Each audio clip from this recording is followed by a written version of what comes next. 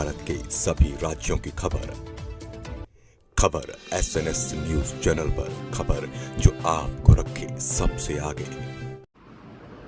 રાજકોટમાં જે અગ્નિ દુર્ઘટના બની એના પછી લોકોની આંખમાં ધૂળ નાખવા માટે, લોકોને છેતરવા માટે દર વખતની જેમ આ વખતે પણ છેતરપિંડી કમિટી એટલે કે સીટની રચના થઈ। પણ આજે સવારથી એક નવા પ્રકારની છેતરપિંડી ભાજપ વાળાઓએ ચાલુ કરી છે। મને એમ થયું કે નથી બોલવું, પણ છતાંય ફરજ પડે છે બોલવા માટેની।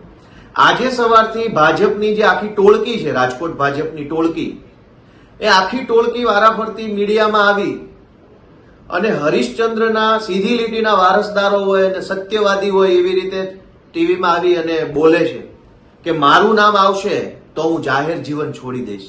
મારું નામ આવશે, એ રાજકોટના બધા ભાજપની જે ટોળકી છે જે તે વખતની, એ અત્યારે એવા દાવા કરે છે।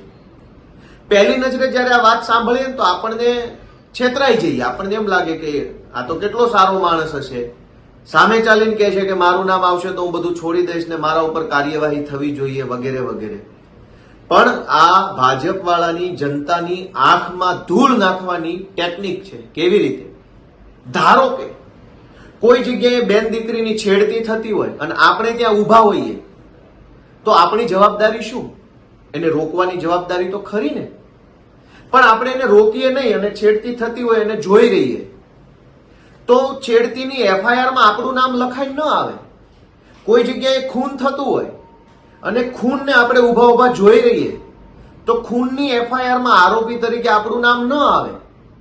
પણ એનો મતલબ એવો નથી કે આપણે ત્યાં ઊભા ઊભા જોયું એ ગુનો નથી। આજે જે હરીશચંદ્રના વારસદારો બનીને મારું નામ આવશે તો હું જાહેર જીવન છોડી દઈશ કહેવા વાળી ગેંગ જે છે, એ ગેંગના સભ્યો કોઈ સ્ટેન્ડિંગ ચેરમેન હતું, કોઈ કોર્પોરેશનમાં હતું, કોઈ ભાજપના શહેર પ્રમુખ હતું, કોઈ ધારાસભ્ય હતા અથવા છે। તો તમારી શું જવાબદારી? તમે પોતે ખૂન નથી કર્યું, પણ ખૂની ખૂન કરતો હતો એને તમે જોઈ તો રહ્યા હતા ને। આ TRP ગેમ ઝોન બન્યો એમાં કદાચ તમે હપ્તો નહીં લીધો હોય અથવા એના માલિકો સાથે તમારી સાંઠગાંઠ ન હોય એવું બને, પણ તમારી ધારાસભ્ય તરીકેની જવાબદારીનું શું થયું? સ્ટેન્ડિંગ ચેરમેન તરીકેની જવાબદારીનું શું થયું?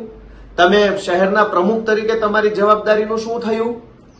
તમે પોતે ખૂન નથી કર્યું, તમે પોતે બળાત્કાર નથી કર્યો, પણ તમે જોયું તો છે ને, આંખ આડા કાન કર્યા ને, એનું શું? આજે ટીવીમાં આવીને ફાંકા ફોજદારી કરો છો, મારું નામ આવશે તો હું જાહેર જીવન। ભાઈ તમારું નામ આવી ગયું ને। ધૃતરાષ્ટ્રની સભામાં માતા દ્રૌપદીનું ચીરહરણ ખાલી દુશાસને કર્યું હતું, બાકીના બધાએ તો એ જે ચીરહરણની ઘટનાને જોઈ એના પાપના ભાગીદાર બન્યા ને મહાભારતના યુદ્ધમાં એની સજા મળી અમને જોવાની। હવે આજે તમે મારું નામ આવશે તો હું જાહેર જીવન છોડી દઈશની ફાંકા ફોજદારી કરો છો। એટલા બધા સત્યવાદી હોવ, એટલા બધા હરીશચંદ્રના વારસદારો હોવ, આટલા બધા નૈતિક હોવ તો રાજીનામું આપી જ દો ને। નામ આવવાની રાહ ક્યાં જુઓ છો? અને કયા ભાજપ વાળાના નામ ક્યારે FIR માં આવ્યા છે તો તમારા આવશે?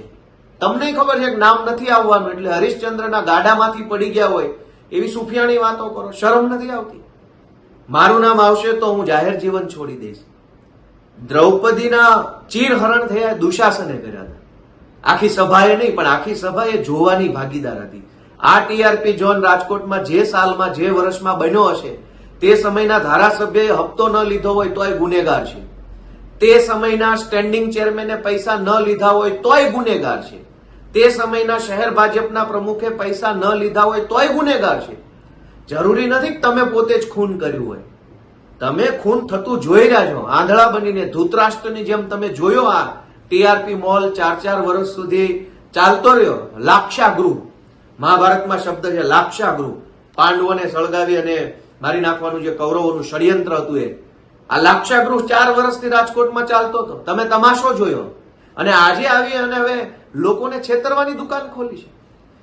બેશરમ તમે છો ભાજપ વાળાઓ, એ તો આખી દુનિયા જાણે છે, પણ આટલા નફ્ફટ છો, આટલી વિકૃત માનસિકતા ધરાવો છો કે લોકોને છેતરવા નીકળ્યા છો।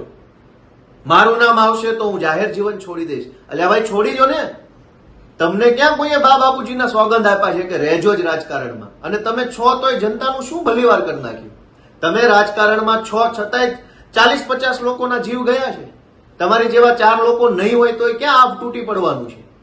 એટલે જનતાને છેતરવાનું, શાણી શાણી વાતો કરવાનું અને પોતે મોટા હરિશ્ચંદ્રના વારસદારો બનીને આવ્યા છે એવી બધી ચૂફિયાણી ફિલોસોફી કરવાના બદલે લોકોના દુઃખમાં ભાગીદાર બનો, સંવેદનાઓ આપો અને તમારી માનવતા તમારી અંદર કાંઈ બચી હોય તો એનું દર્શન કરાવો, નહીતર મૂંગા રહો. પણ આટલી હદે લોકોને છેતરવાની દુકાન ન ખોલો. જય હિન્દ, જય જય ગરવી ગુજરાત.